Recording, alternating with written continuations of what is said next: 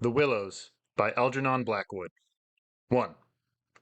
After leaving Vienna, and long before you come to Budapest, the Danube enters a region of singular loneliness and desolation, where its waters spread away on all sides regardless of a main channel, and the country becomes a swamp for miles upon miles, covered by a vast sea of low willow bushes. On the big maps, this deserted area is painted in a fluffy blue, growing fainter in color as it leaves the banks, and across it may be seen in large straggling letters the word Sumpf, meaning marshes. In high flood, this great acreage of sand, shingle beds, and willow-grown islands is almost topped by the water, but in normal seasons the bushes bend and rustle in the free winds, showing their silver leaves to the sunshine in an ever-moving plain of bewildering beauty. These willows never attain to the dignity of trees. They have no rigid trunks. They remain humble bushes with rounded tops and soft outline, swaying on slender stems that answer to the least pressure of the wind, supple as grasses and so continually shifting that they somehow give the impression that the entire plain is moving and alive. For the wild sends waves rising and falling out over the whole surface, waves of leaves instead of waves of water, green swells like the sea, too, until the branches turn and lift, and then silvery white as their underside turns to the sun. Happy to slip beyond the control of stern banks, the Danube here wanders about at will among the intricate network of channels intersecting the islands everywhere, with broad avenues down which the waters pour with a shouting sound, making whirlpools, eddies, and foaming rapids, tearing at the sandy banks, carrying away masses of shore and willow clumps, and forming new islands innumerable, which shift daily in size and shape and possess at best an impermanent life, since the flood time obliterates their very existence. Properly speaking, this fascinating part of the river's life begins soon after leaving Pressburg, and we, in our Canadian canoe, with gypsy tent and frying pan on board, reached it on the crest of a rising flood about mid-July. That very same morning, when the sky was reddening before sunrise, we had slipped swiftly through still sleeping Vienna, leaving it a couple of hours later, a mere patch of smoke against the blue hills of the Wienerwald on the horizon. We had breakfasted below fishermen of birch trees roaring in the wind, and had then slept on the tearing current past Orth, Hainburg, Petronell, the old Roman Carnuntum of Marcus Aurelius, and so under the frowning heights of Theban on a spur of the Carpathians, where the march steals in quietly from the left and the frontier is crossed between Austria and Hungary. Racing along at 12 kilometers an hour soon took us well into Hungary, and the muddy waters, sure sign of flood, sent us aground on many a shingle bed, and twisted us like a cork in many a sudden belching whirlpool before the towers of Pressburg. Hungarian, Pozzoni, showed against the sky, and then the canoe, leaping like a spirited horse, flew at top speed under the gray walls, negotiated safely the sunken chain of the Villingen Brook ferry, turned the corner sharply to the left, and plunged on yellow foam into the wilderness of islands, sandbanks, and swampland beyond, the land of the willows. The change came suddenly, as when a series of bioscope picture snaps down on the streets of a town and shifts without warning into the scenery of lake and forest. We entered the lake of desolation on wings, and in less than half an hour there was neither boat nor fishing, hut nor red roof, nor any single sign of human habitation and civilization within sight. The sense of remoteness from the world of humankind, the utter isolation, the fascination of this singular world of willows, winds, and waters, instantly laid its spell upon us both, so that we allowed laughingly to one another that we ought by rights to have held some special kind of passport to admit us, and that we had, somewhat audaciously, come without asking leave into a separate little kingdom of wonder and magic, a kingdom that was reserved for the use of others who had a right to it, with everywhere unwritten warnings to trespassers, for those who had the imagination to discover them. Though still early in the afternoon, the ceaseless buffeting of a most tempestuous wind made us feel weary, and we at once began casting about for a suitable campground for the night. But the bewildering character of the islands made landing difficult. The swirling flood carried us inshore and then swept us out again. The willow branches tore our hands as we seized them to stop the canoe, and we pulled many a yard of sandy bank into the water before at length we shot with a great sideways blow from the wind into a backwater and managed to beach the bows in a cloud of spray. Then we lay panting and laughing after our exertions on hot yellow sand, sheltered from the wind, and in the full blaze of a scorching sun, a cloudless blue sky above, and an immense army of dancing, shouting willow bushes, closing in from all sides, shining with spray and clapping their thousand little hands as though to applaud the success of our efforts. "What a river!" I said to my companion, thinking of all the way we had traveled from the source in the Black Forest, and how we had often been obliged to wade and push in the upper shallows at the beginning of June. "Won't stand much nonsense now, will it?" he said, pulling the canoe a little farther into safety up the sand, and then composing himself for a nap.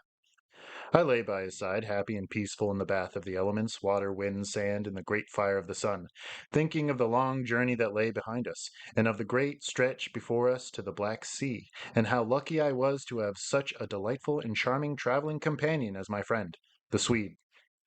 We had made many similar journeys together, but the Danube impressed us from the very beginning with its aliveness.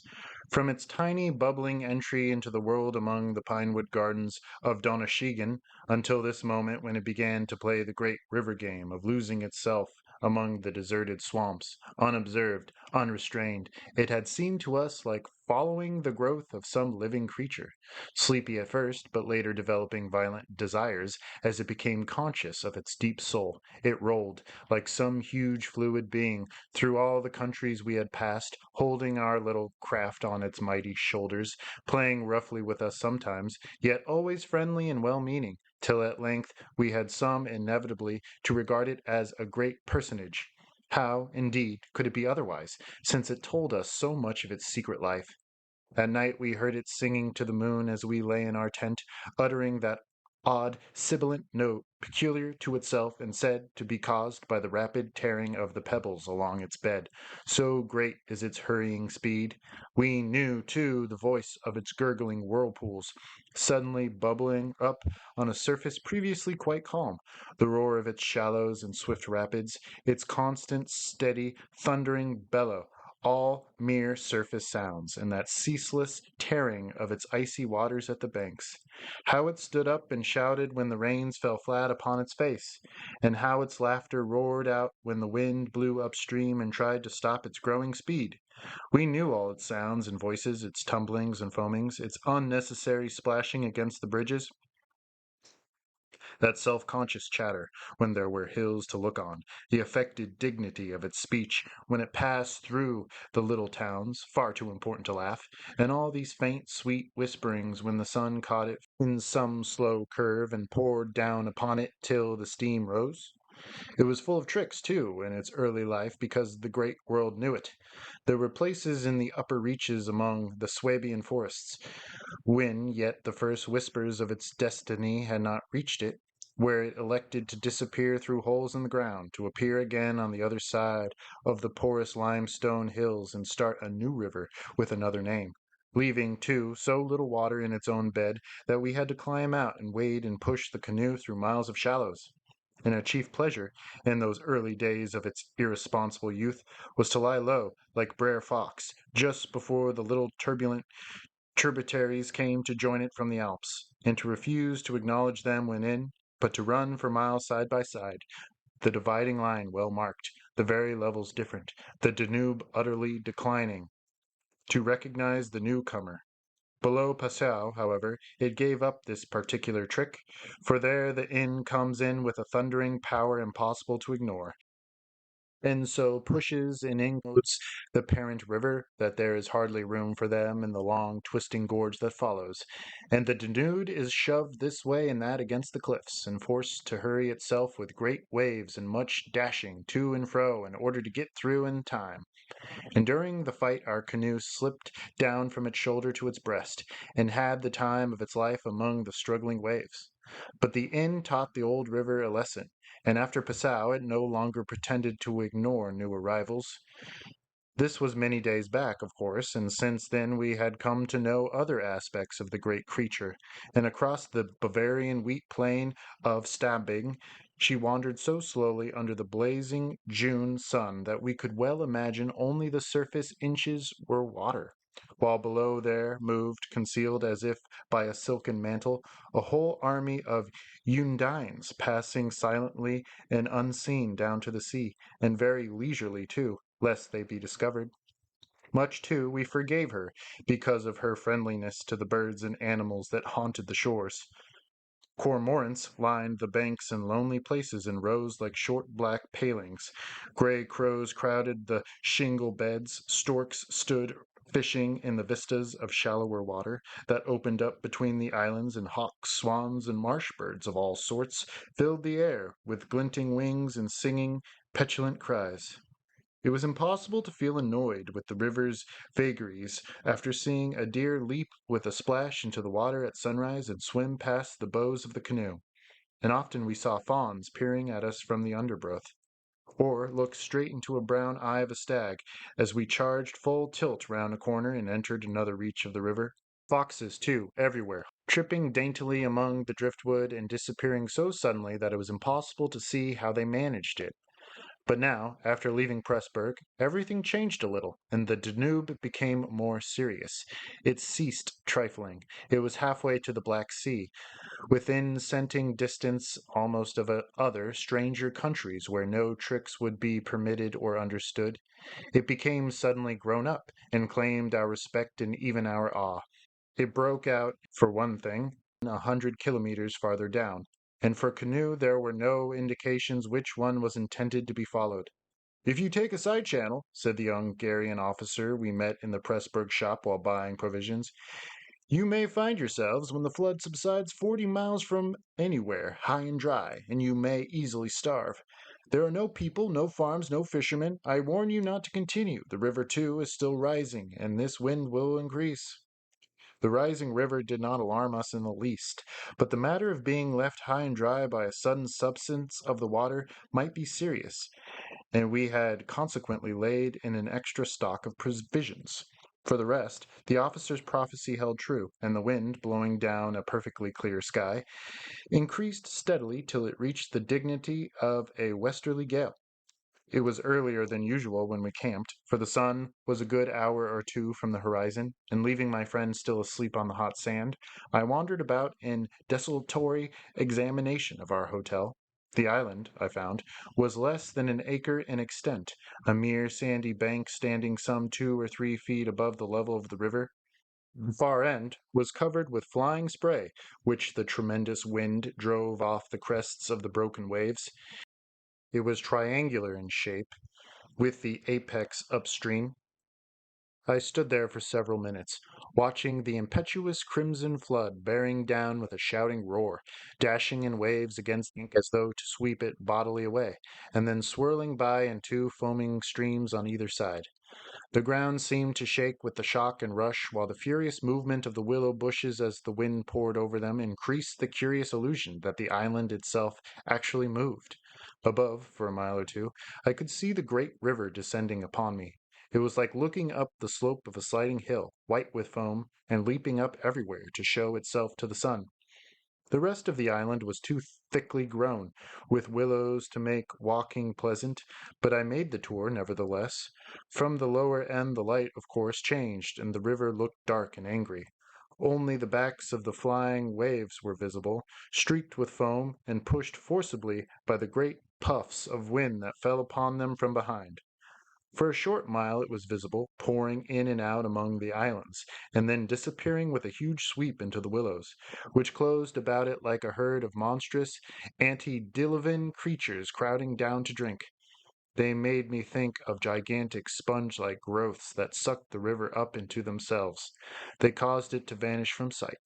They herded there together in such overpowering numbers.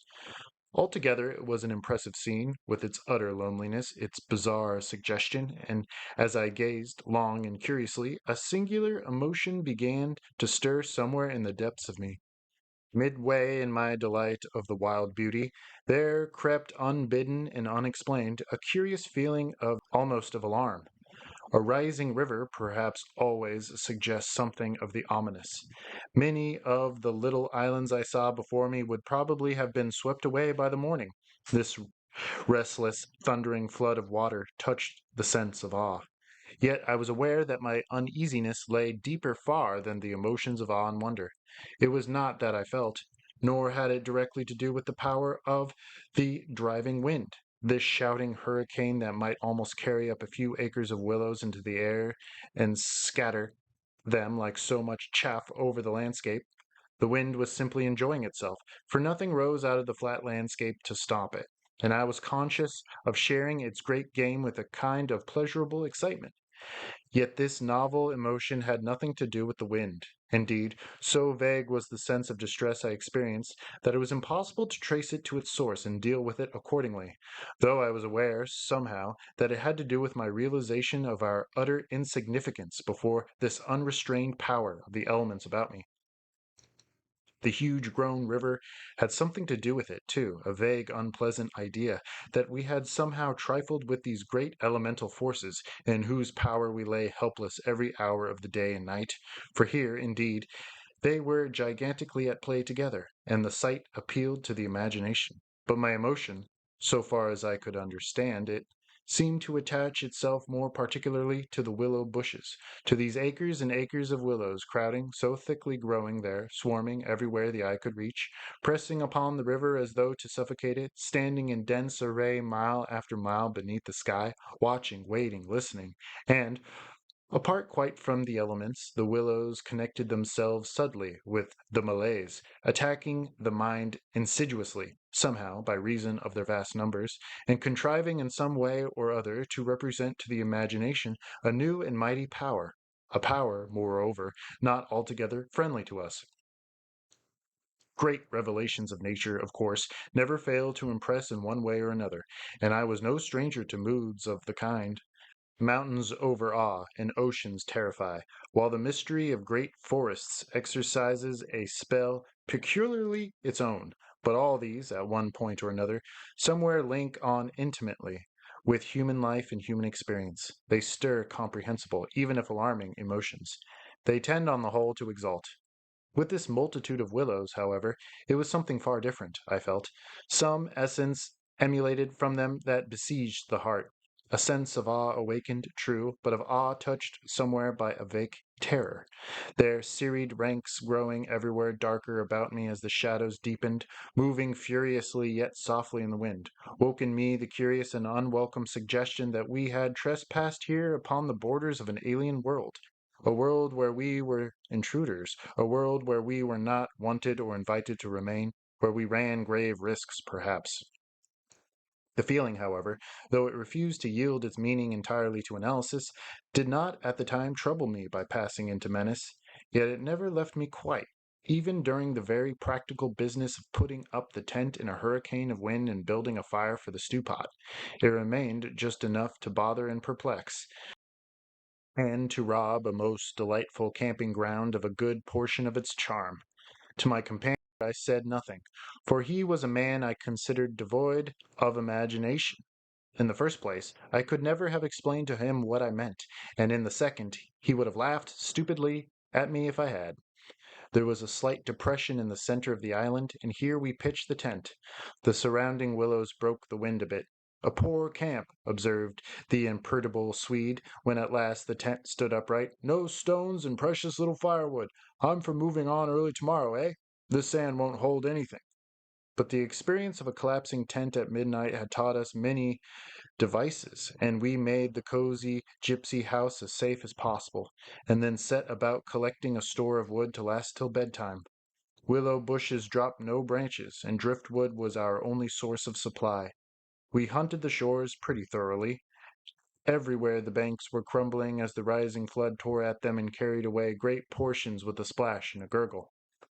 "The island's much smaller than when we landed," said the accurate Swede. "It won't last long at this rate. We'd better drag the canoe close to the tent and be ready to start at a moment's notice. I shall sleep in my clothes." He was a little distance off, climbing along the bank, and I heard his rather jolly laugh as he spoke. "By Jove!" I heard him call, a moment later, and turned to see what had caused his exclamation, but for the moment he was hidden by the willows, and I could not find him. "What in the world's this?" I heard him cry again, and this time his voice had become serious. I ran up quickly and joined him on the bank. He was looking over the river, pointing at something in the water. "Good heavens, it's a man's body!" he cried excitedly. "Look!"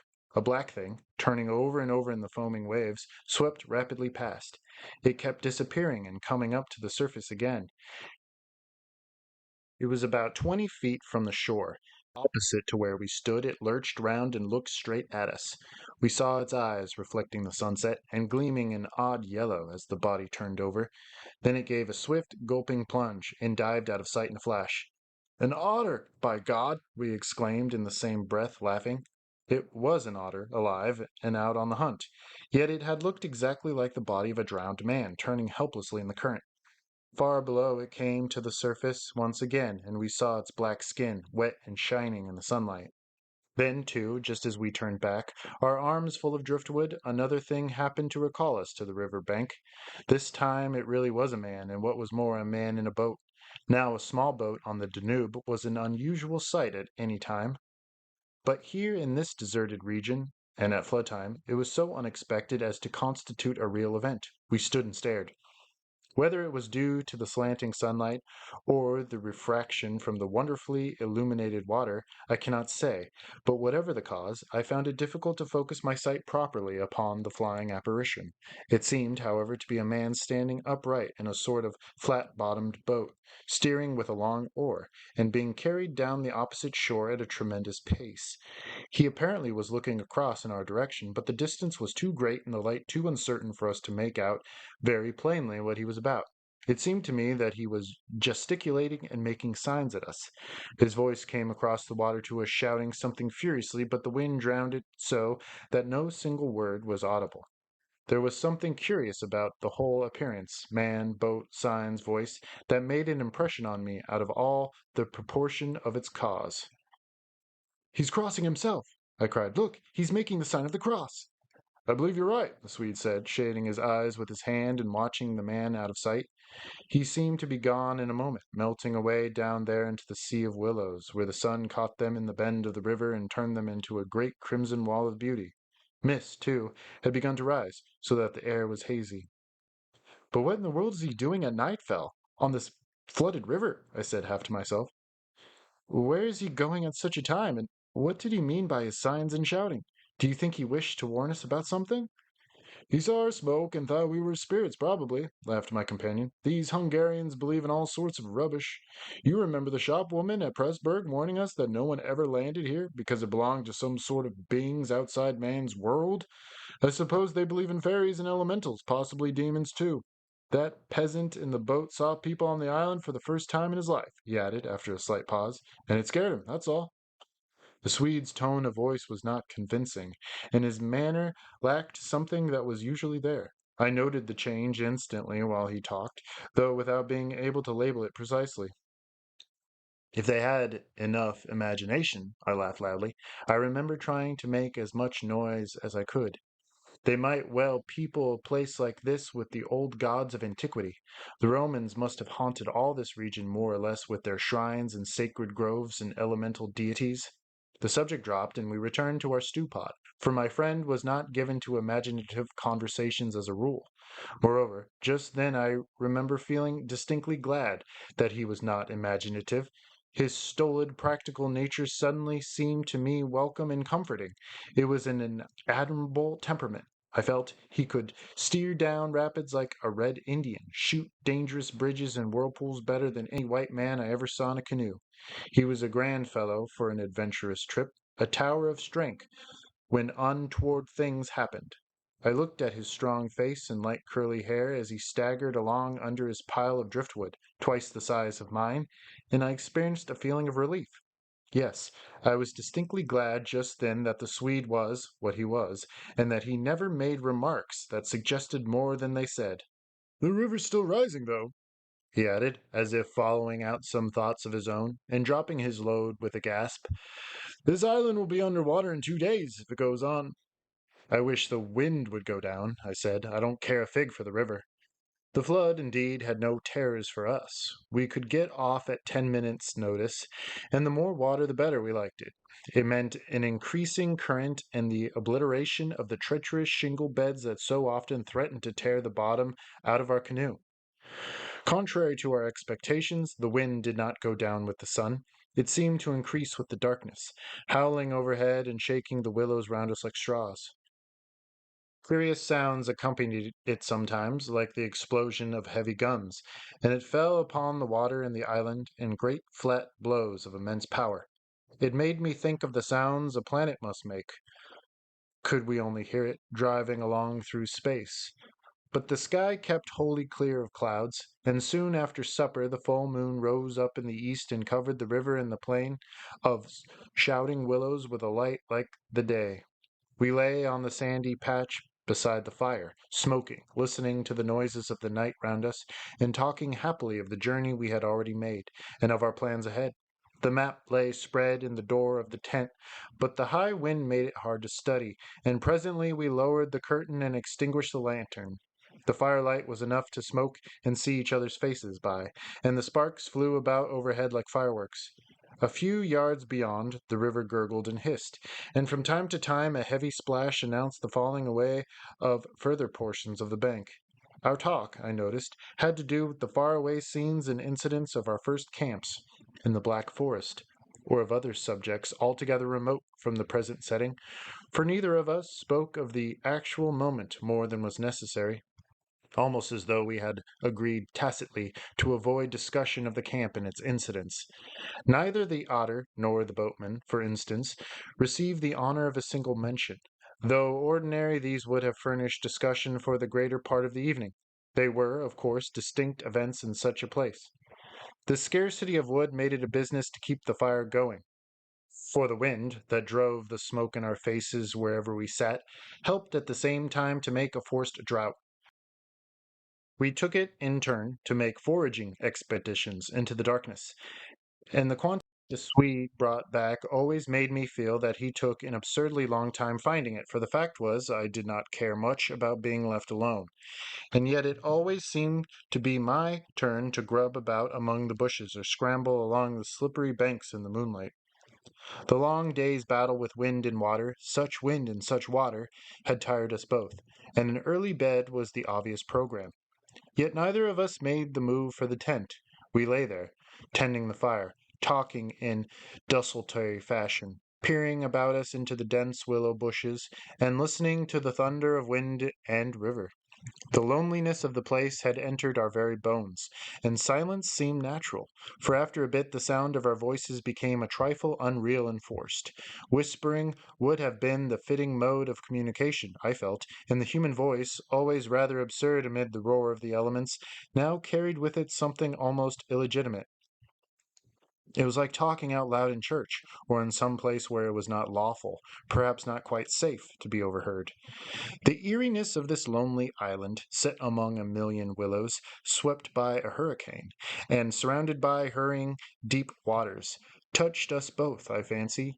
Untrodden by man, almost unknown to man, it lay there beneath the moon, remote from human influence, on the frontier of another world, an alien world, a world tenanted by willows only and the souls of willows. And we, in our rashness, had dared to invade it, even to make use of it. Something more than the power of its mystery stirred in me as I lay on the sand, feet to fire, and peered up through the leaves at the stars. For the first time I rose to get firewood. "When this has burnt up," I said firmly, "I shall turn in," and my companion watched me lazily as I moved off into the surrounding shadows. For an unimaginative man, I thought he seemed unusually receptive that night, unusually open to suggestion of things other than sensory. He too was touched by the beauty and loneliness of the place. I was not altogether pleased, I remember, to recognize this slight change in him, and instead of immediately collecting sticks, I made my way to the far point of the island where the moonlight on plain and river could be seen to better advantage. The desire to be alone had come suddenly upon me. My former dread returned in force. There was a vague feeling in me I wished to face and probe to the bottom. When I reached the point of sand jutting out among the waves, the spell of the place descended upon me with a positive shock. No mere scenery could have produced such an effect. There was something more here, something to alarm. I gazed across the waste of wild waters. I watched the whispering willows. I heard the ceaseless beating of the tireless wind, and, once and all, each in its own way, stirred in me the sensation of a strange distress. But the willows especially, forever they went on chattering and talking among themselves, laughing a little, shrilly crying out, sometimes sighing. But what it was they made so much to do about belonged to the secret life of the great plain they inhabited, and it was utterly alien to the world I knew, or to that of the wild yet kindly elements. They made me think of a host of beings from another plane of life, another evolution altogether, perhaps, all discussing a mystery known only to themselves. I watched them moving busily together, oddly shaking their big, bushy heads, twirling their myriad leaves, even when there was no wind. They moved of their own will as though alive, and they touched, by some incalculable method, my own keen sense of the horrible.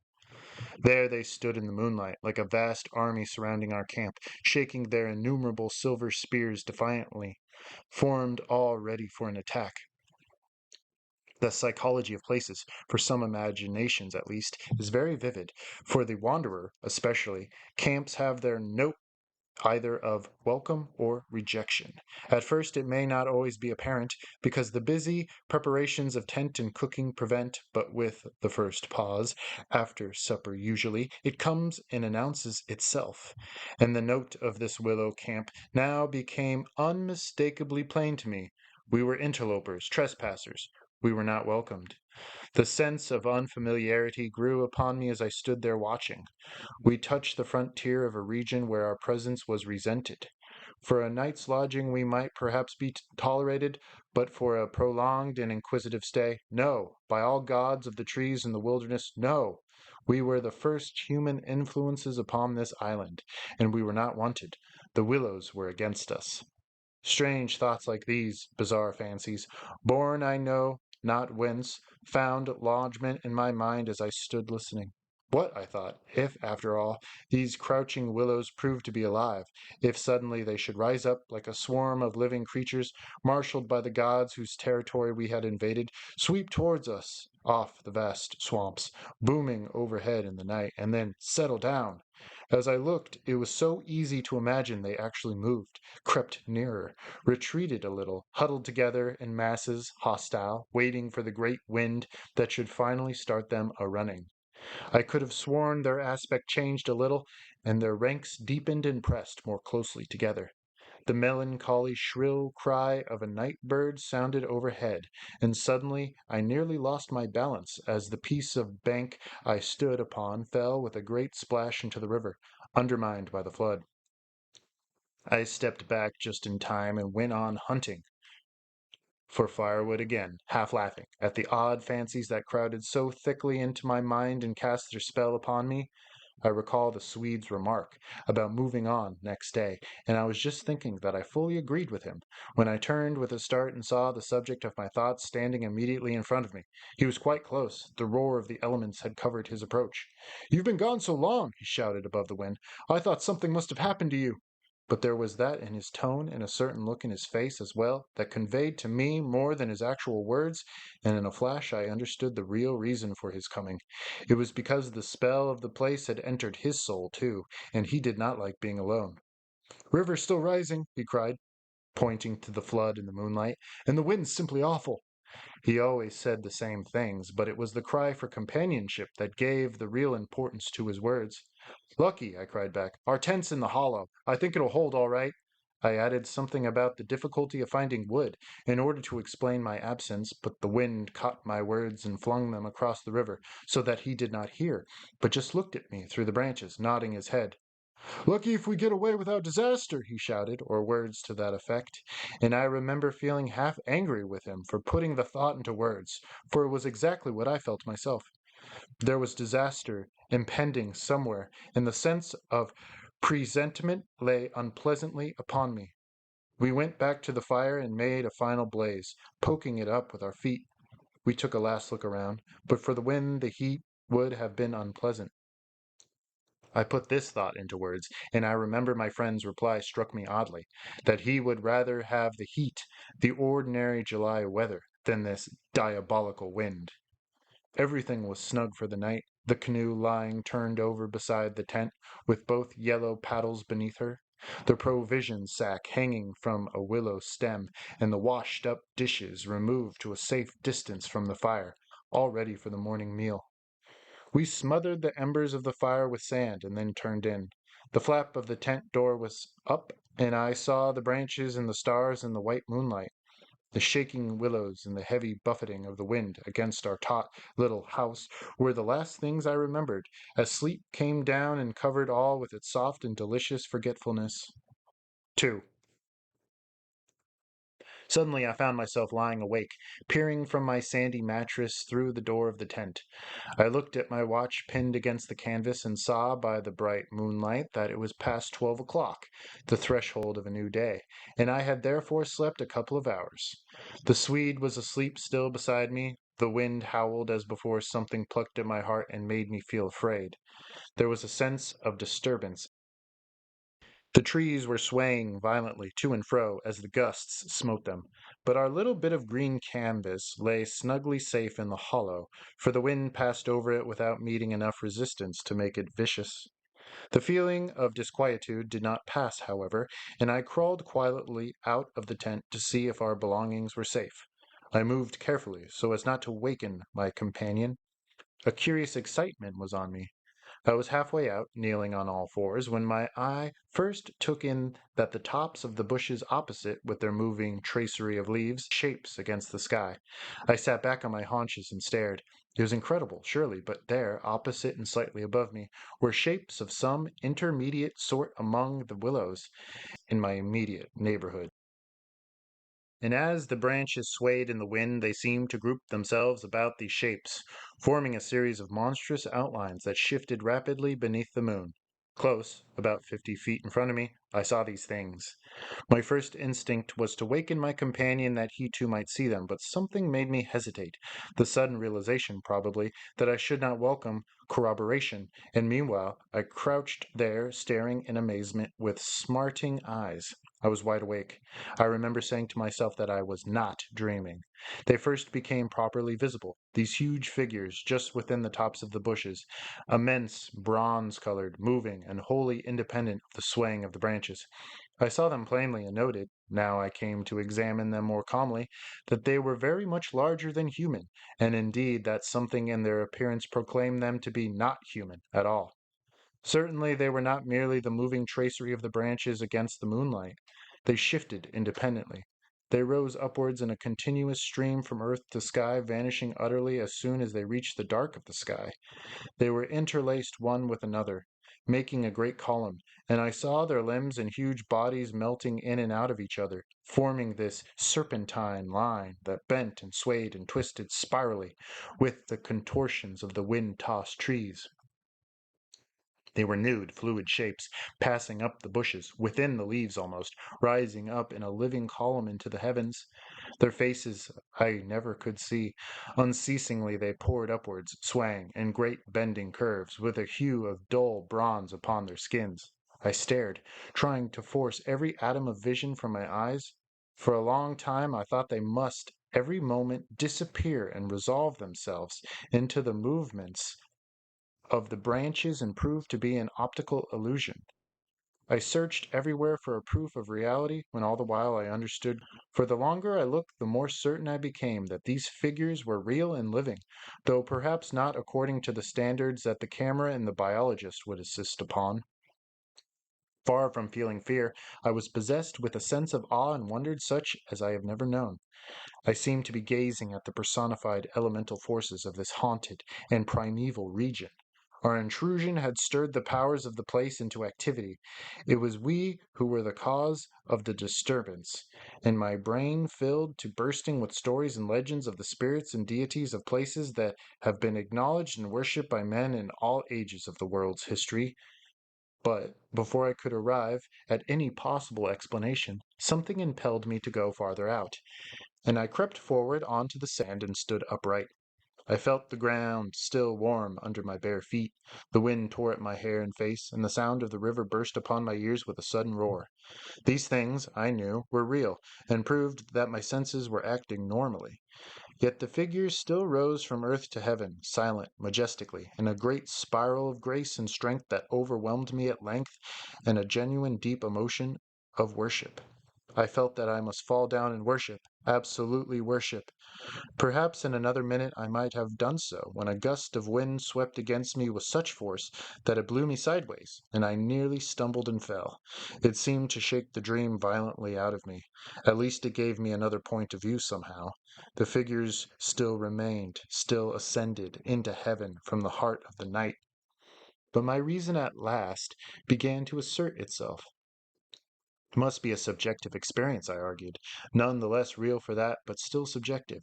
The moonlight and the branches combined to work out these pictures upon the mirror of my imagination, and for some reason I projected them outwards and made them appear objective. I knew this must be the case, of course. I was the subject of a vivid and interesting hallucination. I took courage and began to move forward across the open patches of sand. By Jove, though, was it all hallucination? Was it merely subjective? Did not my reason argue in the old futile way from the little standard of the known?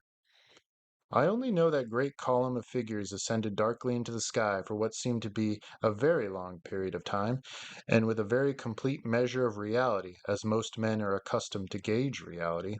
Then suddenly they were gone. And once they were gone, and the immediate wonder of their great presence had passed, fear came down upon me with a cold rush. The esoteric meaning of this lonely and haunted region suddenly flamed up within me, and I began to tremble dreadfully. I took a quick look around, a look of horror that came near to panic, calculating vainly ways of escape, and then, realizing how helpless I was to achieve anything really effective, I crept back silently into the tent and lay down again upon my sandy mattress, first lowering the door curtain to shut out the sight of the willows in the moonlight, and then burying my head as deeply as possible beneath the blankets to deaden the sound of the terrifying wind. 3. As though further to convince me that I had not been dreaming, I remember that it was a long time before I fell again into a troubled and restless sleep, and even then only the upper crust of me slept, and underneath there was something that never quite lost consciousness, but lay alert and on the watch. But this second time I jumped up with a genuine start of terror. It was neither the wind nor the river that woke me, but the slow approach of something that caused the sleeping portion of me to grow smaller and smaller, till at last it vanished altogether, and I found myself sitting bolt upright, listening. Outside there was a sound of multitudinous little patterings. They had been coming, I was aware, for a long time, and in my sleep they had first become audible. I sat there nervously wide awake as though I had not slept at all. It seemed to me that my breathing came with difficulty, and that there was a great weight upon the surface of my body. In spite of the hot night, I felt clammy with cold and shivered. Something surely was pressing steadily against the sides of the tent and weighing down upon it from above. Was it the body of the wind? Was this the pattering rain, the dripping of the leaves? The spray blown from the river by the wind and gathering in big drops? I thought quickly of a dozen things. Then, suddenly, the explanation leaped into my mind. A bough from the poplar, the only large tree on the island, had fallen with the wind. Still half caught by the other branches, it would fall with the next gust and crush us, and meanwhile its leaves brushed and tapped upon the tight canvas surface of the tent. I raised the loose flap and rushed out, calling to the Swede to follow. But when I got out and stood upright, I saw that the tent was free. There was no hanging bough. There was no rain or spray. Nothing approached. A cold gray light filtered down through the bushes and lay on the faintly gleaming sand. Stars still crowded the sky directly overhead, and the wind howled magnificently. But the fire no longer gave out any glow, and I saw the east reddening in streaks through the trees. Several hours must have passed since I stood there before, watching the ascending figures, and the memory of it now came back to me horribly like an evil dream. Oh, how tired it made me feel, that ceaseless raging wind! Yet, though the deep lassitude of a sleepless night was on me, My nerves were tingling with the activity of an equally tireless apprehension, and all idea of repose was out of the question. The river, I saw, had risen further. Its thunder filled the air, and a fine spray made itself felt through my thin sleeping shirt. Yet nowhere did I discover the slightest evidences of anything to cause alarm. This deep, prolonged disturbance in my heart remained wholly unaccounted for. My companion had not stirred when I called him, and there was no need to waken him now. I looked about me carefully, noting everything: the turned-over canoe, the yellow paddles, two of them, I'm certain, the provision sack and the extra lantern hanging together from the tree, and, crowding everywhere about me, enveloping all, the willows, those endless, shaking willows. A bird uttered its morning cry, and a string of duck passed with whirring flight overhead in the twilight. The sand whirled, dry and stinging, about my bare feet in the wind. I walked round the tent and then went out a little way into the bush, so that I could see across the river to the farther landscape, and the same profound yet indefinable emotion of distress seized upon me again as I saw the interminable sea of bushes stretching to the horizon, looking ghostly and unreal in the wan light of day. I walked softly here and there, still puzzling over that odd sound of infinite pattering, and of that pressure upon the tent that had wakened me. It must have been the wind, I reflected, the wind beating upon the loose, hot sand, driving the dry particles smartly against the taut canvas, the wind dropping heavily upon our fragile roof. Yet all the time my nervousness and malaise increased appreciably. I crossed over to the farther shore and noted how the coastline had altered in the night, and what masses of sand the river had torn away. I dipped my hands and feet into the cool current and bathed my forehead. Already there was a glow in the sky and the exquisite freshness of coming day. On my way back, I passed purposefully beneath the very bushes where I had seen the columns of figures rising into the air, and midway among the clumps I suddenly found myself overtaken by a sense of vast terror. From the shadows a large figure went swiftly by. Someone passed me, as sure as ever man did. It was a great staggering blow from the wind that helped me forward again, and once out in the more open space, the sense of terror diminished strangely. The winds were about and walking. I remember saying to myself, for the winds often move like great presences under the trees, and altogether the fear that hovered about me was such an unknown and immense kind of fear, so unlike anything I had ever felt before, that it woke a sense of awe and wonder in me that did much to counteract its worst effects. And when I reached a high point in the middle of the island from which I could see the wide stretch of river, crimson in the sunrise, the whole magical beauty of it was all so overpowering that a sort of wild yearning woke in me, and almost brought a cry up into my throat. But this cry found no expression, for as my eyes wandered from the plain beyond to the island round me, and noted our little tent half hidden among the willows, a dreadful discovery leaped out at me, compared to which my terror of the walking winds seemed as nothing at all. For a change, I thought, had somehow come about in the arrangement of the landscape. It was not that my point of vantage gave me a different view, but that an alteration had apparently been effected in the relation of the tent to the willows, and of the willows to the tent. Surely the bushes now crowded much closer, unnecessarily, unpleasantly close. They had moved nearer, creeping with silent feet over the shifting sands, drawing imperceptibly nearer by soft, unhurried movements. The willows had come closer during the night.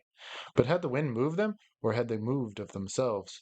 I recalled the sound of infinite small patterings and the pressure upon the tent and upon my own heart that caused me to wake in terror. I swayed for a moment in the wind like a tree, finding it hard to keep my upright position on the sandy hillock. There was a suggestion here of personal agency, of deliberate intention, of aggressive hostility, and it terrified me into a sort of rigidity. Then the reaction followed quickly. The idea was so bizarre, so absurd, that I felt inclined to laugh. But the laughter came no more readily than the cry, for the knowledge that my mind was so receptive to such dangerous imaginings brought the additional terror that it was through our minds and not through our physical bodies that the attack would come, and was coming. The wind buffeted me about, and very quickly it seemed. The sun came up over the horizon, for it was after 4 o'clock, and I must have stood on that little pinnacle of sand longer than I knew, afraid to come down at close quarters with the willows. I returned quietly, creepily, to the tent, first taking another exhaustive look round and, yes, I confess it, making a few measurements. I crawled stealthily into my blankets. My companion, to all appearances, still slept soundly, and I was glad that this was so. Provided my experiences were not corroborated, I could find strength somehow to deny them, perhaps. With the daylight, I could persuade myself that it was all a subjective hallucination, a fantasy of the night, a projection of the excited imagination. Nothing further came to disturb me, and I fell asleep almost at once, utterly exhausted, yet still in dread of hearing again that weird sound of multitudinous pattering, or of feeling the pressure upon my heart that had made it difficult to breathe. 4. The sun was high in the heavens when my companion woke me from a heavy sleep and announced that the porridge was cooked and there was just time to bathe. The grateful smell of frizzling bacon entered the tent door. "River's still rising," he said. "Several islands out in midstream have disappeared altogether. Our own island's much smaller." "Any wood left?" I asked, sleepily.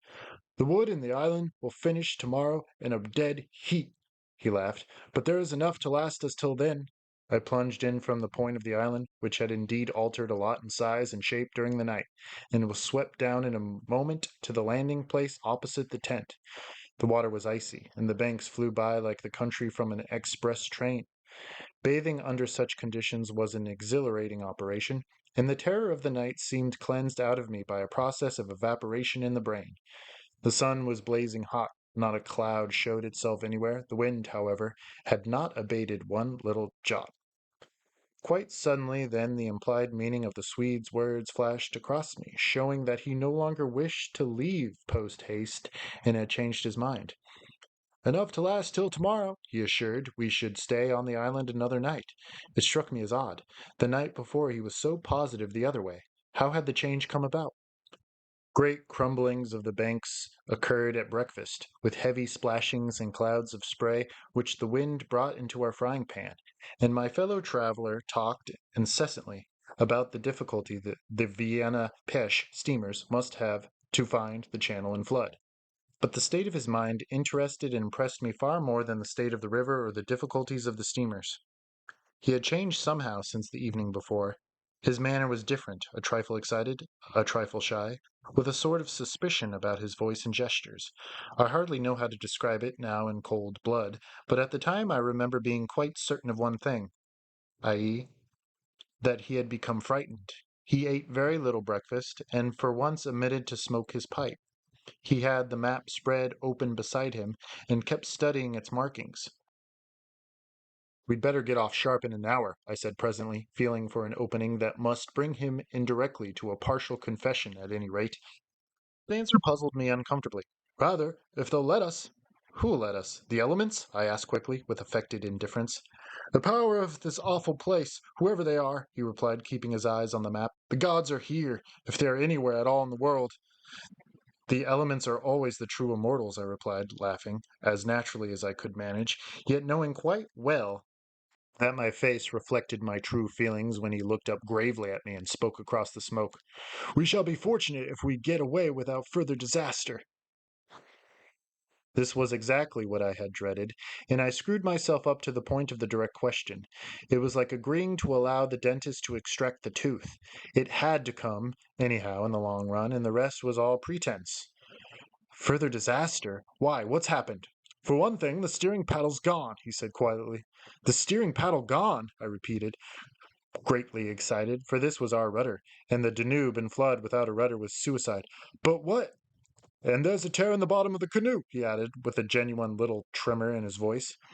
I continued staring at him, able only to repeat the words in his face, somewhat foolishly. There, in the heat of the sun, and on this burning sand, I was aware of a freezing atmosphere descending round us.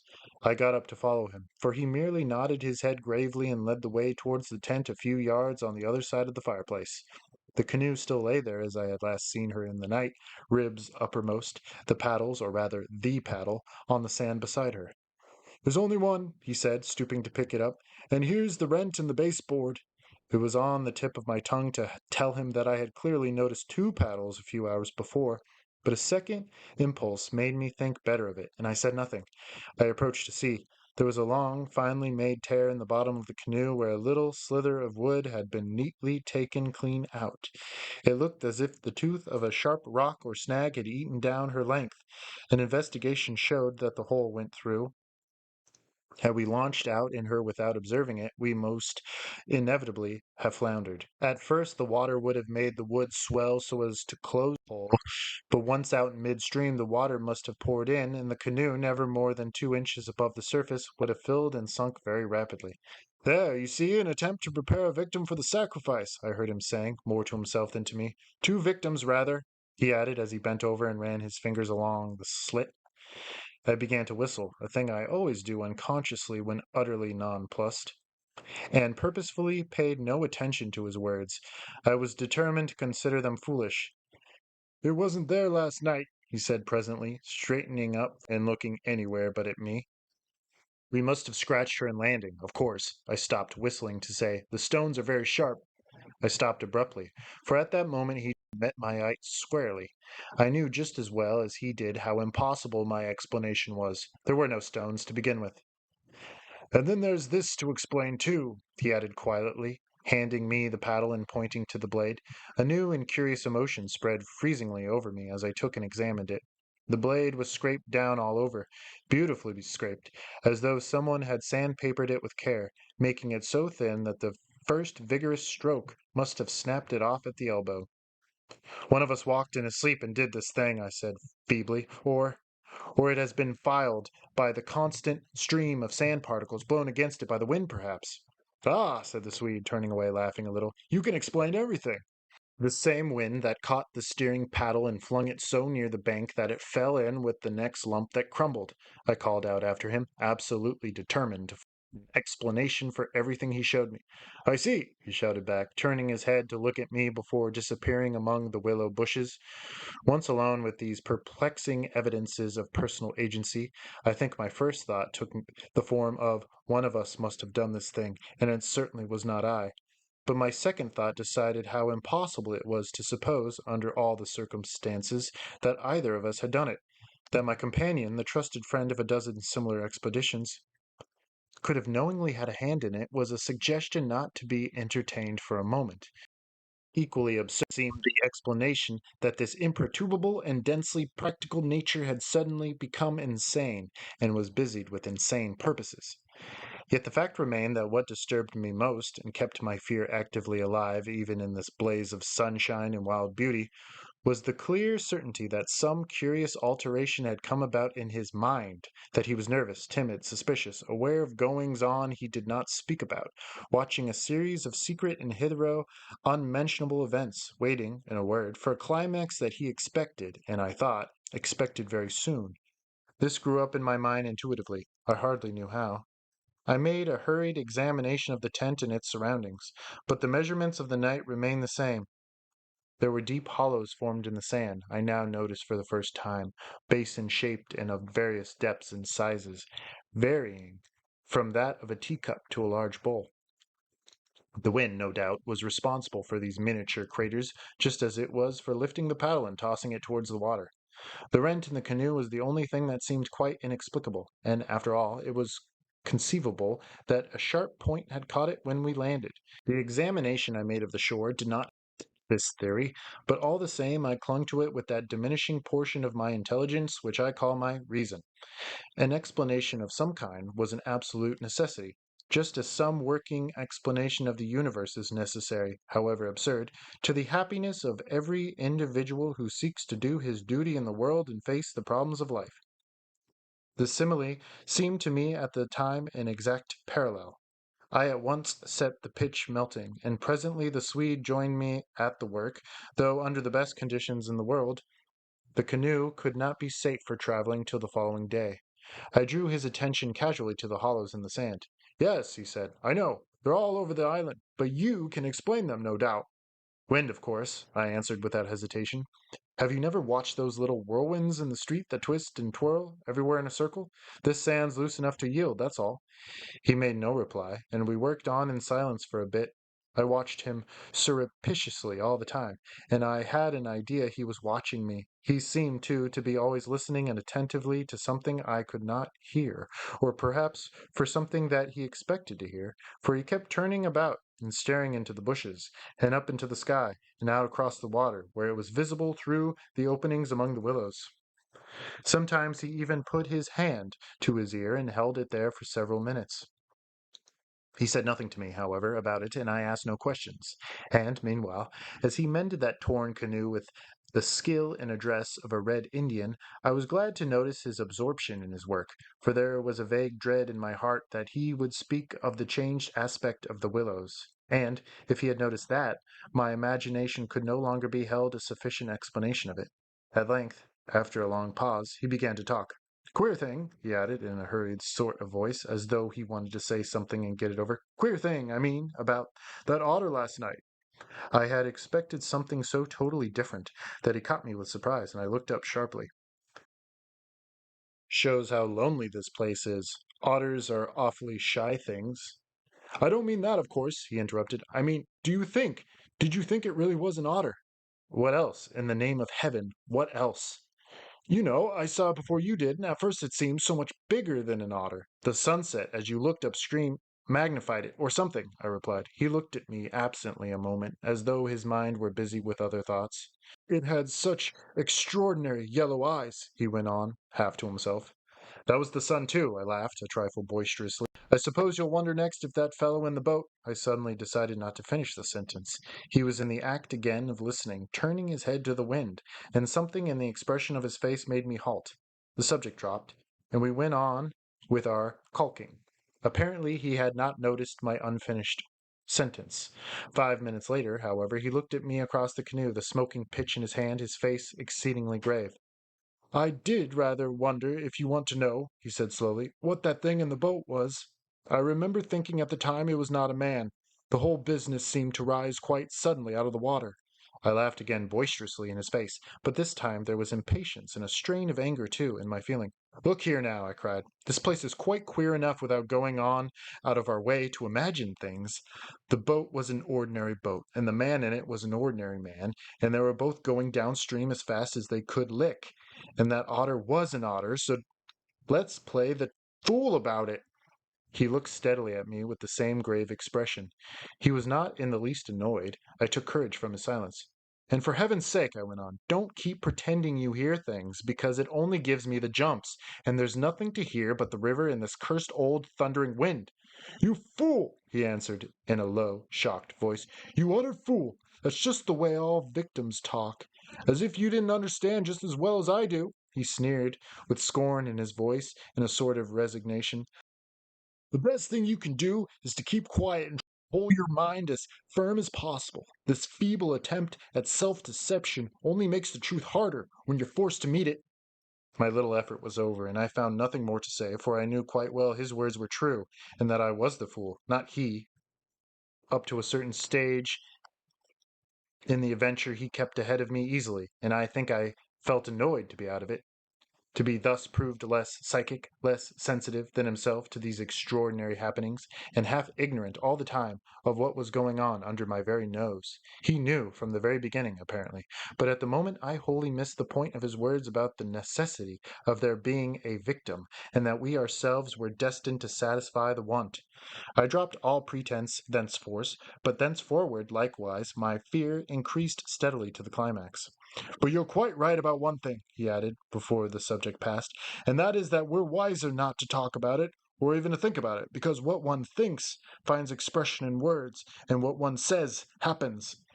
That afternoon, while the canoe dried and hardened, trying to fish, testing the leaking wood, and watching the enormous flood of rising water, masses of driftwood swept near our shores sometimes, and we fished for them with long willow branches.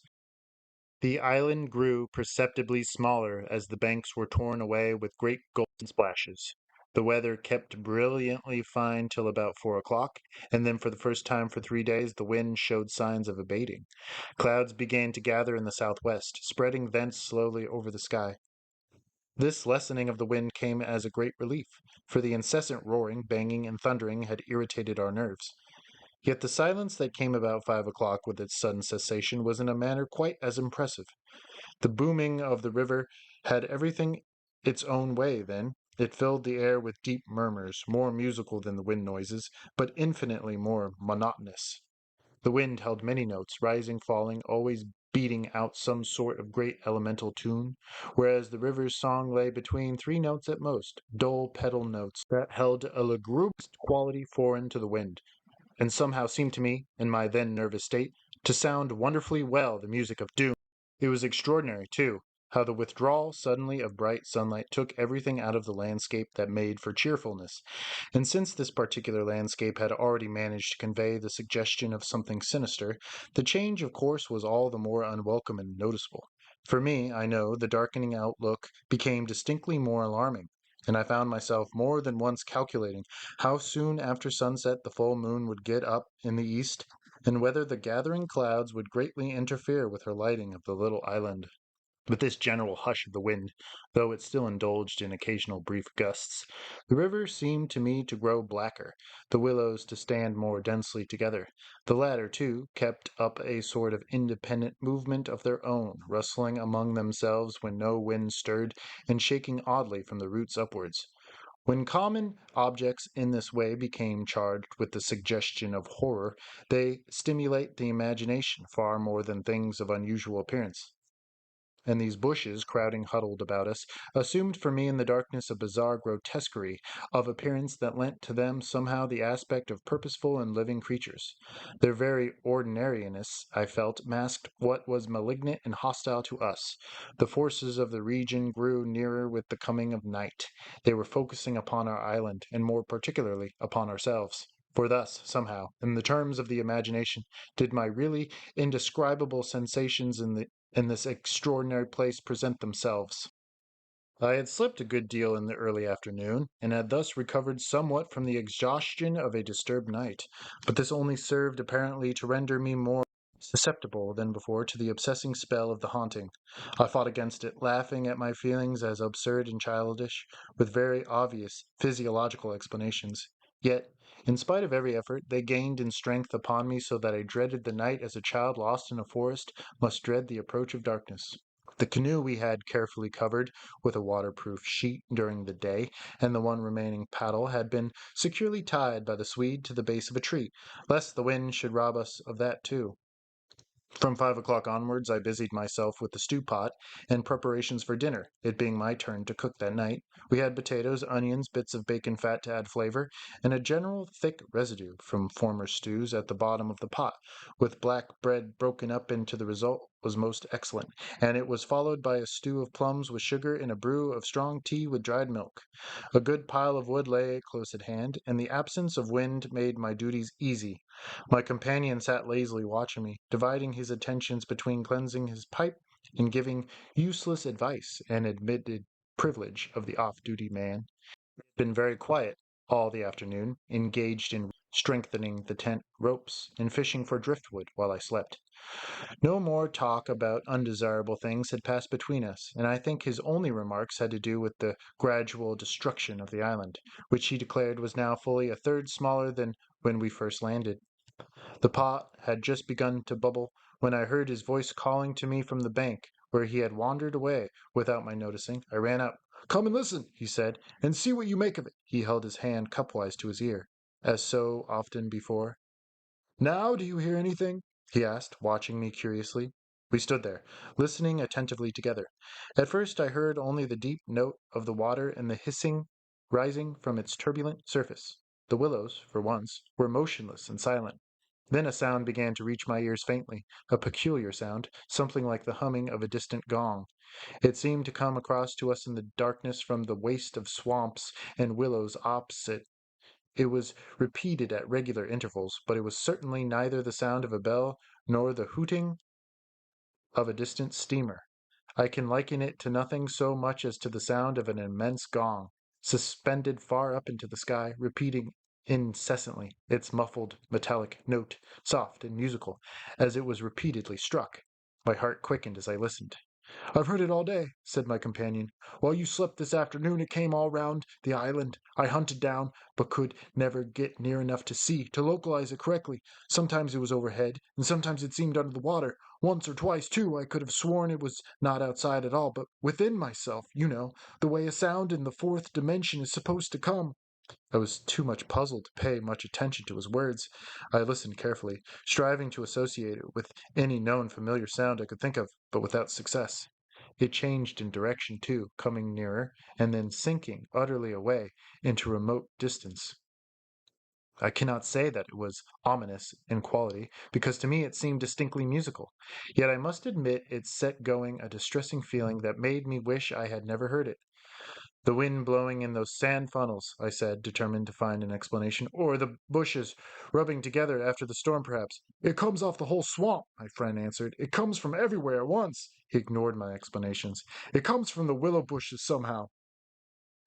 But now the wind has dropped, I objected. The willows can hardly make a noise by themselves, can they? His answer frightened me, first because I had dreaded it, and secondly because I knew intuitively it was true. It is because the wind has dropped we now hear it. It was drowned out before. It is the cry, I believe, of the... I dashed back to my fire, warned by a sound of bubbling that the stew was in danger, but determined at the same time to escape from further conversation. I was resolute, if possible, to avoid the exchanging of views. I dreaded, too, that he would begin again about the gods or the elemental forces or something else disquieting, and I wanted to keep myself well in hand for what might happen later. There was another night to be faced before we escaped from this distressing place, and there was no knowing yet what it might bring forth. Crumb and cut up bread for the pot, I called to him vigorously, stirring the appetizing mixture.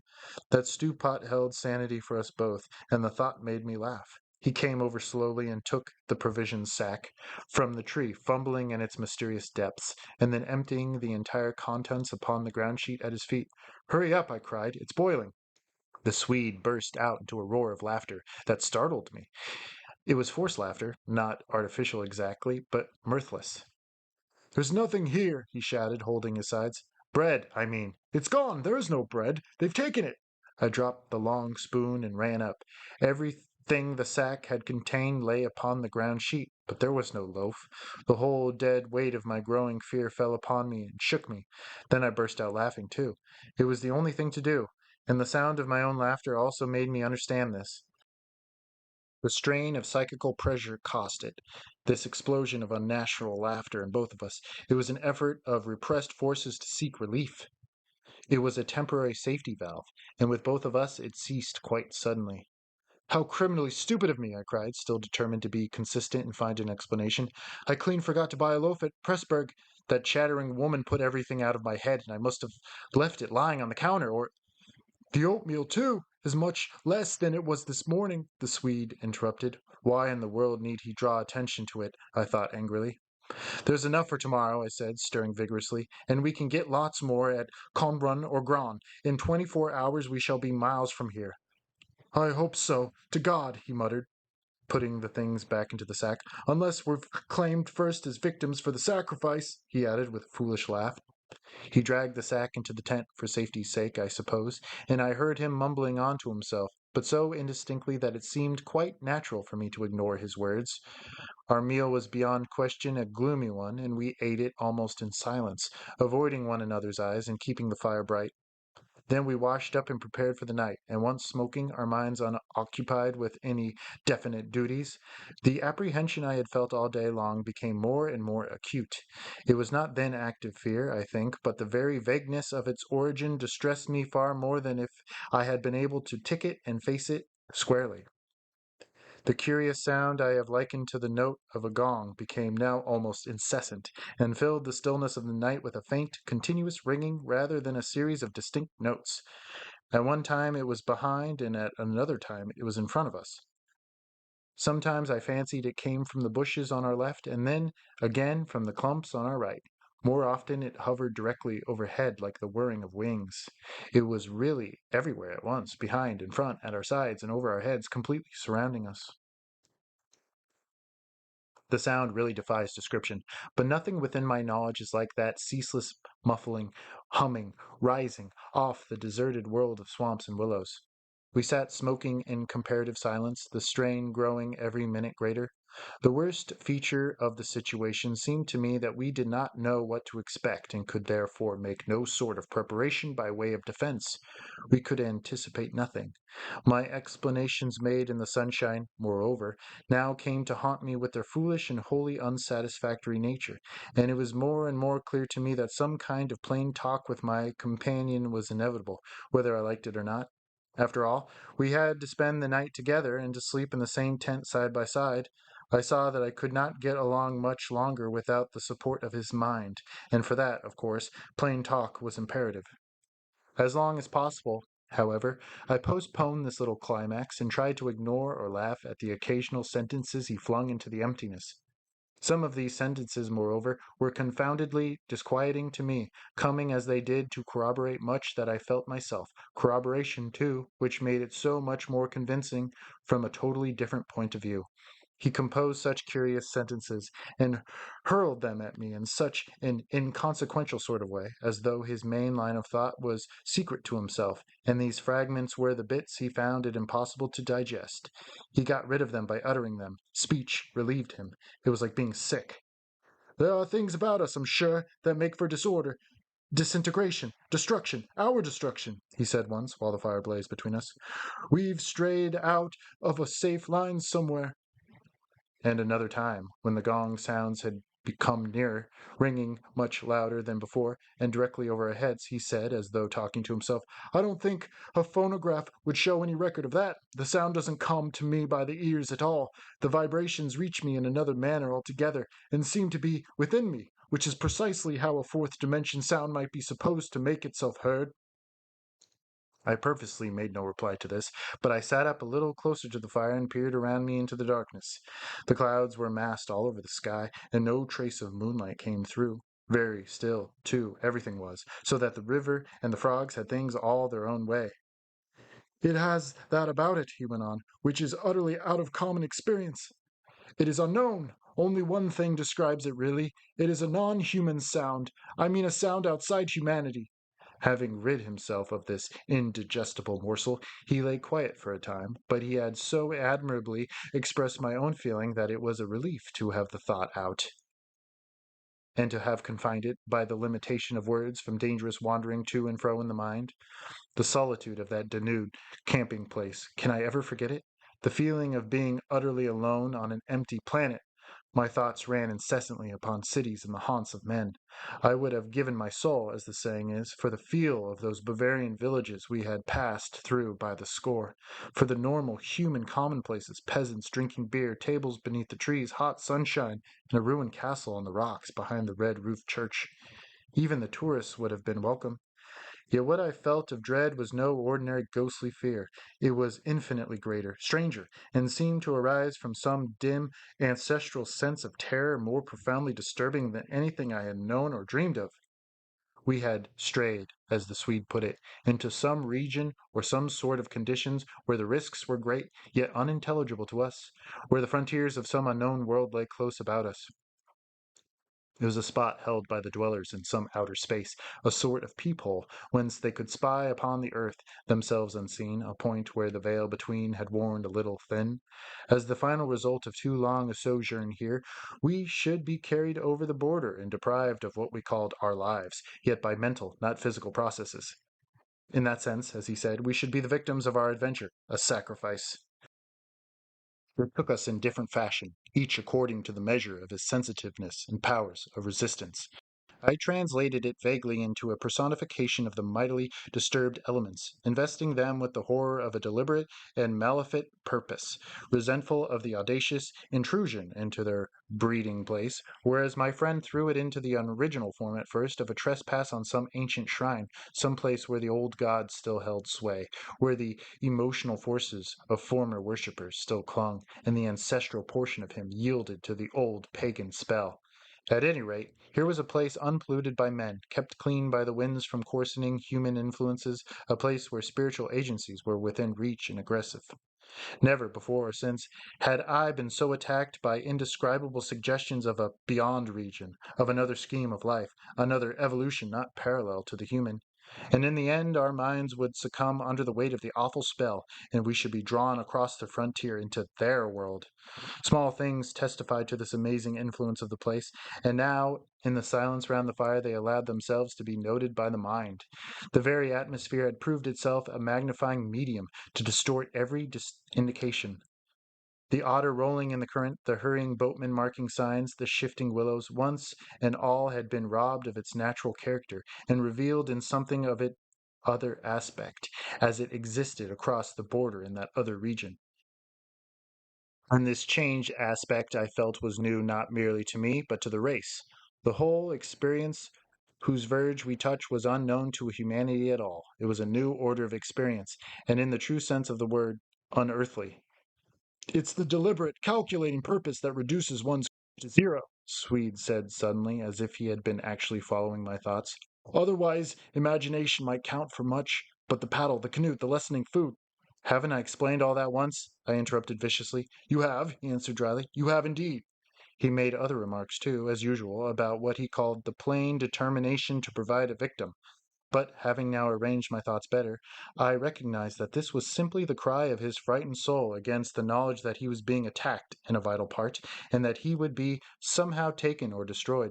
The situation called for a courage and calmness of reasoning that neither of us could encompass, and I have never before seen so clearly conscious of two persons in me, the one that explained everything, and the other that laughed at such foolish explanations, yet was horribly afraid. Meanwhile, in the pitchy night, the fire died down and the woodpile grew small. Neither of us moved to replenish the stock, and the darkness consequently came up very close to our faces. A few feet beyond the circle of firelight, it was inky black. Occasionally, a stray puff of wind set the billows shivering about us, but apart from this not very welcome sound, a deep and depressing silence reigned, broken only by the gurgling of the river and the humming in the air overhead. We both missed, I think, the shouting company of the winds. At length, at a moment when a stray puff prolonged itself as though the wind were about to rise again, I reached the point for me of saturation, the point where it was absolutely necessary to find relief in plain speech, or else to betray myself by some hysterical extravagance that must have been far worse in its effect upon both of us.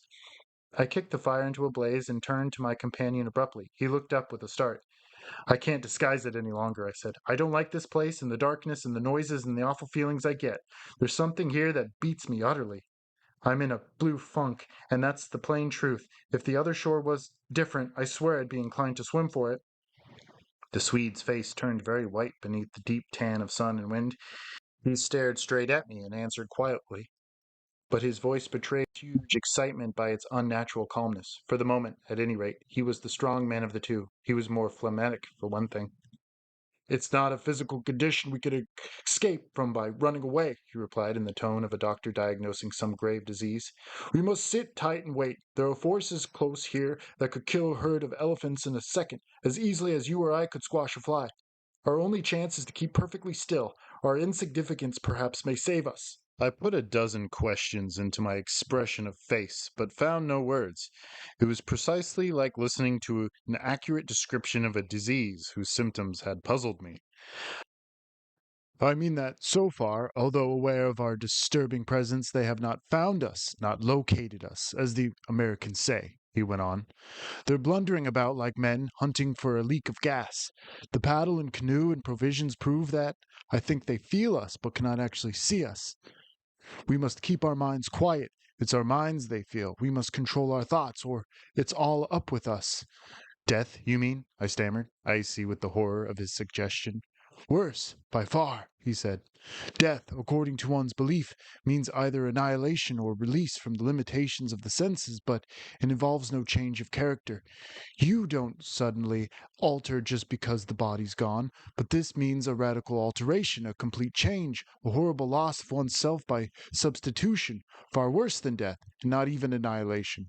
We happen to have camped in a spot where the region touches ours, where the veil between is worn thin. Horrors! He was using my very own phrase, my actual words, so that they are aware of our being in their neighborhood. But who are they? I asked. I forgot the shaking of the willows, in the windless calm, the humming overhead, everything except that I was waiting for an answer that I dreaded more than I can possibly explain. He lowered his voice at once to reply, leaning forward a little over the fire, an indefinable change in his face that made me avoid his eyes and look down upon the ground. "All my life," he said, "I have been strangely vividly conscious of another region, not far removed from our own world in our sense, yet wholly different in kind, where great things go on unceasingly, where immense and terrible personalities hurry by, intent on vast purposes compared to which earthly affairs, the rise and fall of nations, the destinies of empires, the fate of armies and continents, are all as dust in the balance, vast purposes, I mean, that deal directly with the soul and not directly with mere expressions of the soul." "I suggest just now," I began, seeking to stop him, feeling as though I was face to face with a madman, but he instantly overbore me with his torrent that had to come. "You think," he said, "it is the spirits of the elements, and I thought perhaps it was the old gods. But I tell you, now it is neither. Those would be comprehensible entities, for they have relations with men, depending upon them for worship or sacrifice, whereas these beings who are now about us have absolutely nothing to do with mankind, and it is mere chance that their space happens just at this spot to touch our own." The mere conception, which his words somehow made so convincing, as I listened to them there in the dark stillness of that lonely island, set me shaking a little all over. I found it impossible to control my movements. "And what do you propose?" I began again. "A sacrifice, a victim, might save us by distracting them until we could get away," he went on, "just as the wolves stop to devour the dogs and give the sleigh another start. But I see no chance of any other victim now." I stared blankly at him. The gleam in his eyes was dreadful. Presently he continued, "It's the willows, of course. The willows mask the others, but the others are feeling about for us. If we let our minds betray our fear, we're lost, lost utterly." He looked at me with an expression so calm, so determined, so sincere, that I no longer had any doubts as to his sanity. He was as sane as any man ever was. "If we can hold out through the night," he added, "we may get off in the daylight unnoticed, or rather undiscovered." "But you really think a sacrifice would—" That gong-like humming came down very close over our heads as I spoke. But it was my friend's scared face that really stopped my mouth. "Hush!" he whispered, holding up his hand. "Do not mention them more than you can help. Do not refer to them by name. To name is to reveal. It is the inevitable clue, and our only hope lies in ignoring them, in order that they may ignore us." "Even in thought?" He was extraordinarily agitated. "Especially in thought. Our thoughts make spirals in their world. We must keep them out of our minds at all costs, if possible." I raked the fire together to prevent the darkness having everything its own way. I never longed for the sun as I longed for it then in the awful blackness of that summer night. "Were you awake all last night?" he went on suddenly. "I slept badly a little after dawn," I replied, evasively, trying to follow his instructions, which I knew instinctively were true. "But the wind, of course—" "I know, but the wind won't account for all the noises." "Then you heard it too." "The multiplying countless little footsteps I heard," he said, adding, after a moment's hesitation, "and that other sound." "You mean above the tent, and the pressing down upon us of something tremendous, gigantic?" He nodded significantly. "It was like the beginning of a sort of inner suffocation?" I said. "Partly, yes. It seemed to me that the weight of the atmosphere had been altered, had increased enormously, so that we should be crushed. And that," I went on, determined to have it all out, pointing upwards where the gong-like note hummed ceaselessly, rising and falling like wind. "What do you make of that?" "It's their sound," he whispered gravely.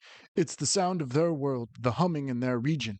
The division here is so thin that it leaks through somehow. But if you listen carefully, you'll find it's not above so much as around us. It's in the willows. It's the willows themselves humming, because here the willows have been made symbols of the forces that are against us." I could not follow exactly what he meant by this, yet the thought and idea in my mind were beyond question the thought and idea in his.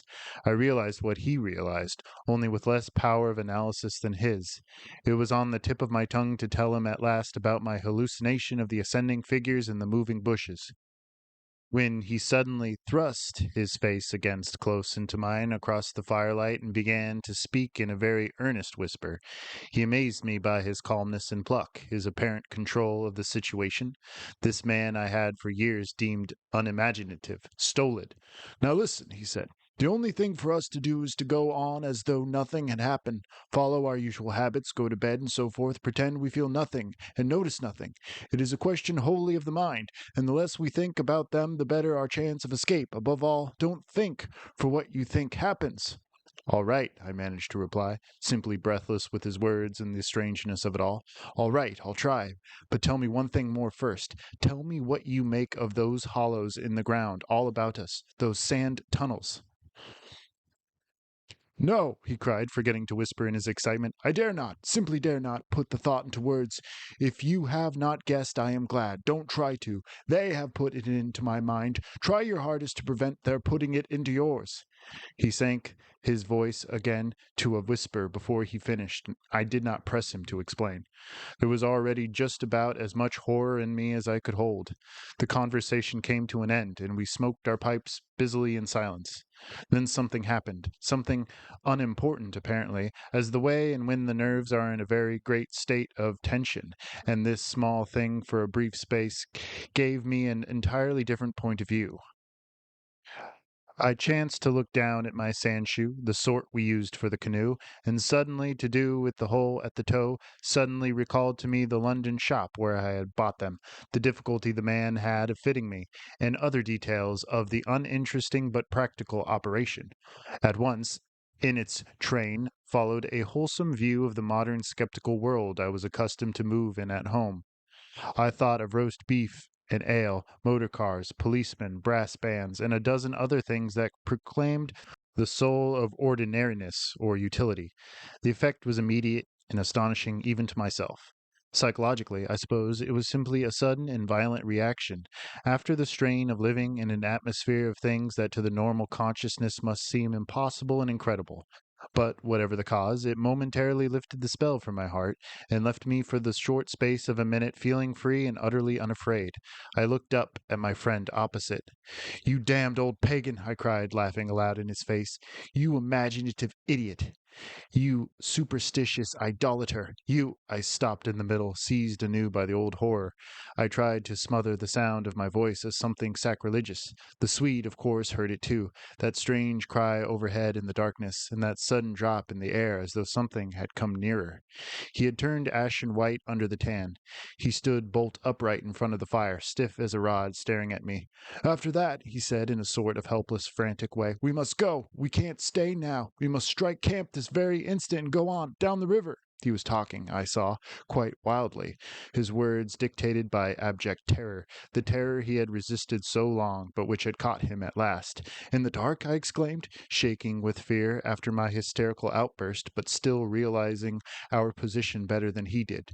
"Sheer madness. The river's in flood, and we've only got a single paddle. Besides, we only go deeper into their country. There's nothing ahead for 50 miles but willows, willows, willows." He sat down again in a state of semi-collapse. The positions, by one of those kaleidoscopic changes nature loves, were suddenly reversed, and the control of our forces passed over into my hands. His mind at last had reached the point where it was beginning to weaken. "What on earth possessed you to do such a thing?" he whispered, with the awe of genuine terror in his voice and face. I crossed round to his side of the fire. I took both his hands in mine, kneeling down beside him and looking straight into his frightened eyes.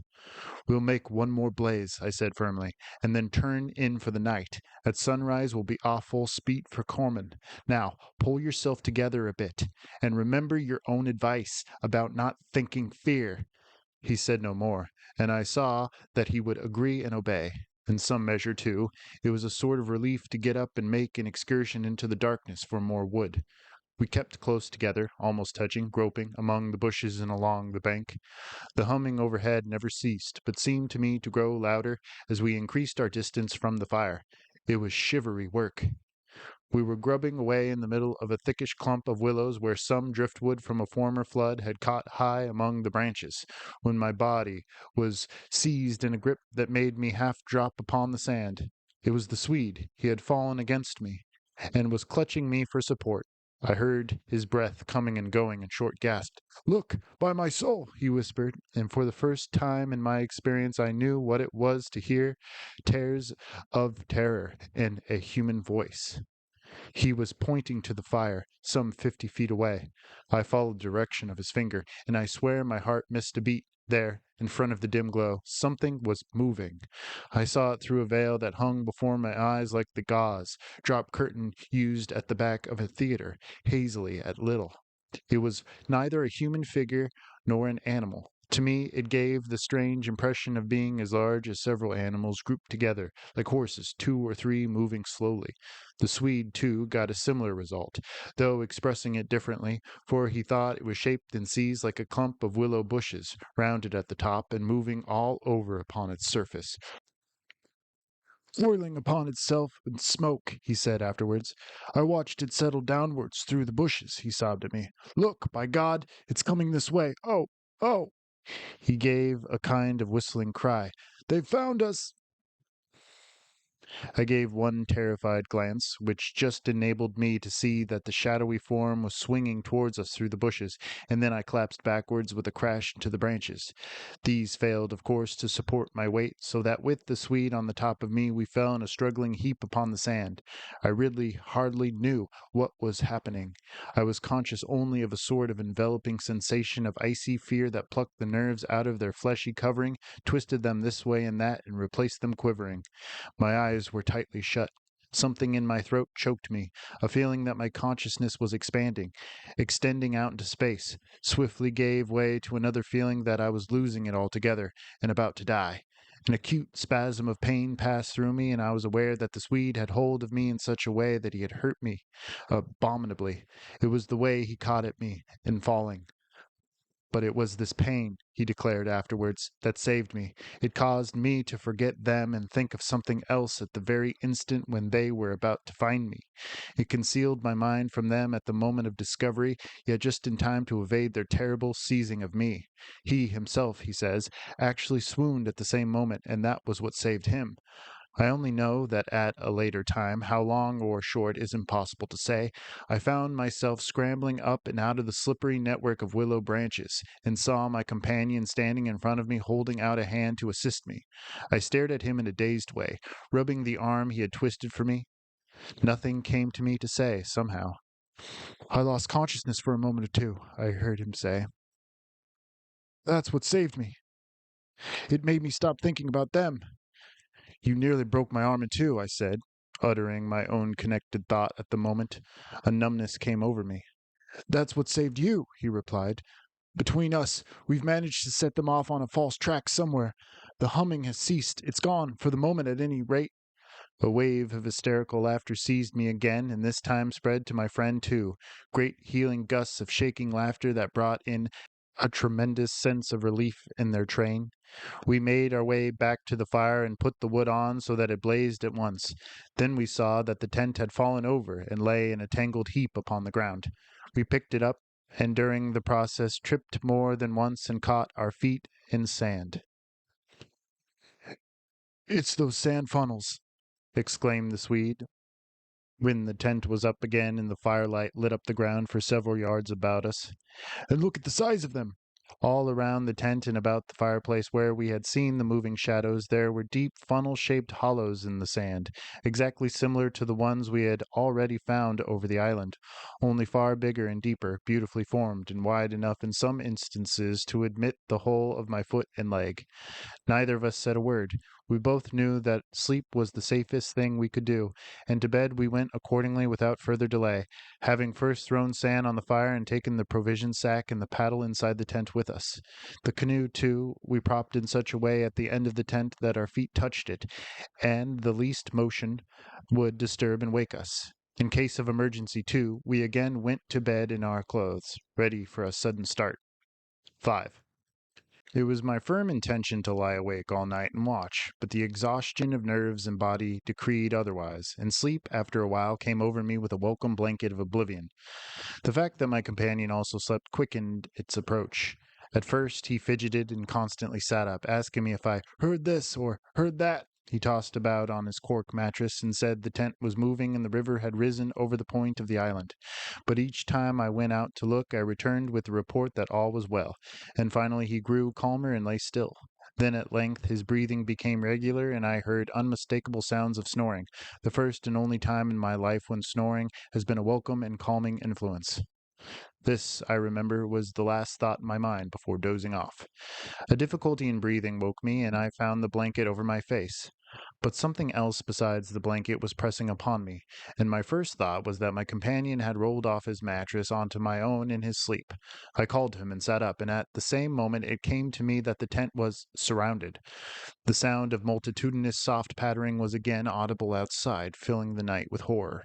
I called again to him, louder than before. He did not answer, but I missed the sound of his snoring, and also noticed that the flap of the tent door was down. This was the unpardonable sin.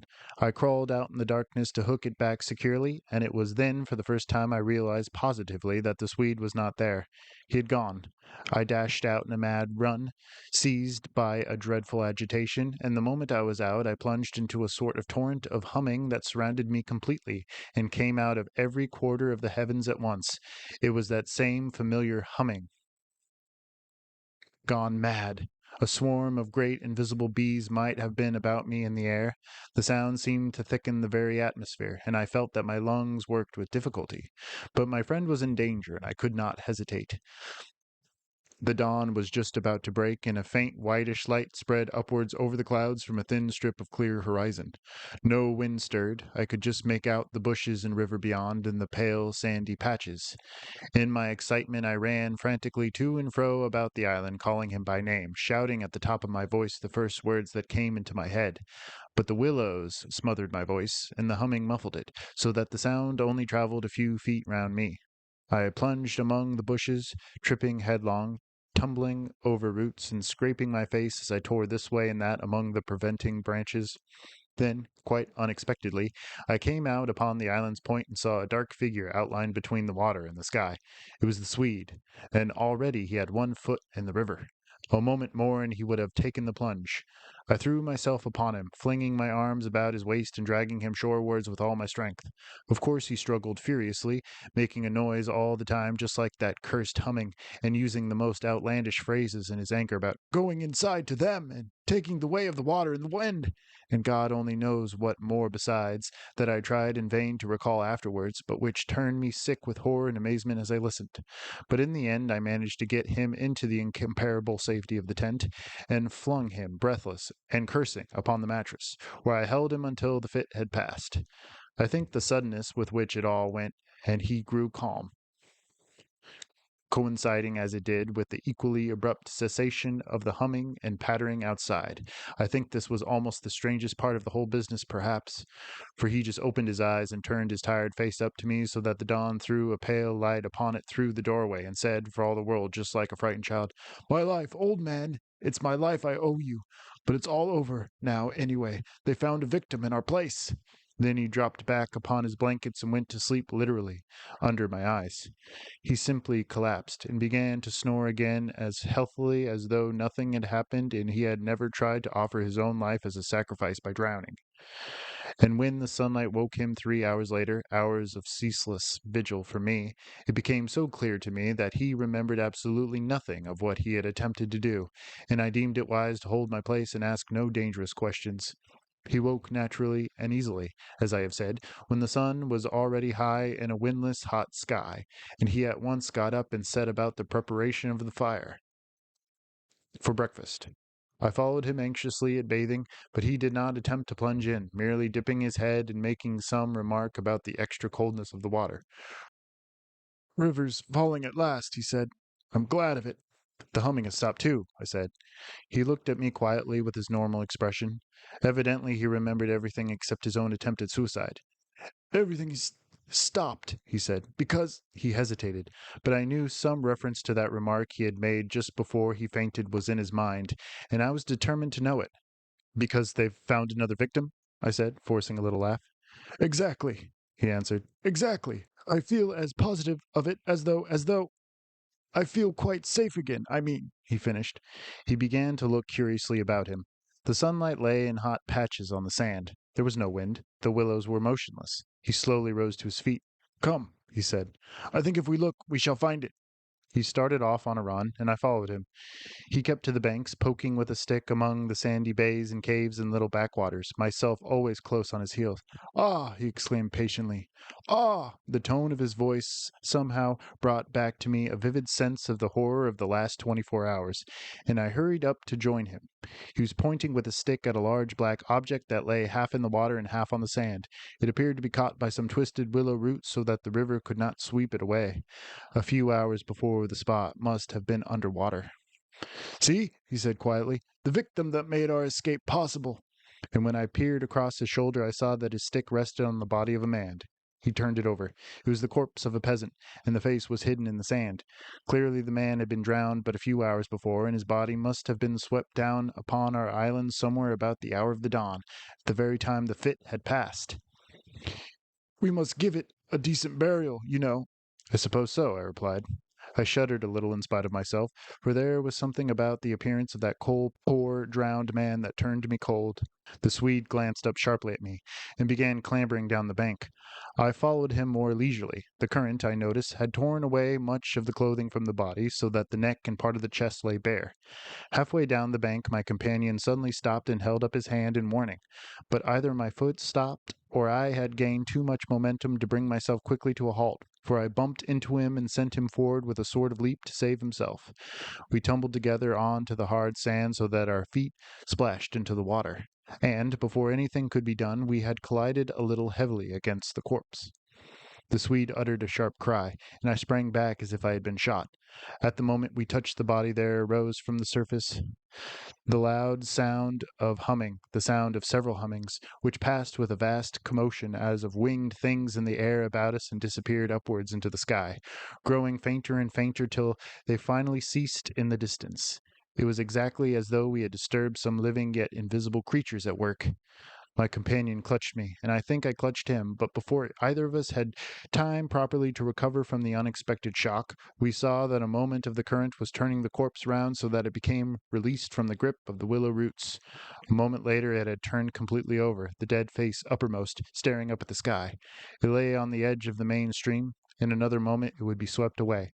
The Swede started to save it, shouting again something I did not catch about a proper burial, and then abruptly dropped upon his knees on the sand and covered his eyes with his hands. I was beside him in an instant.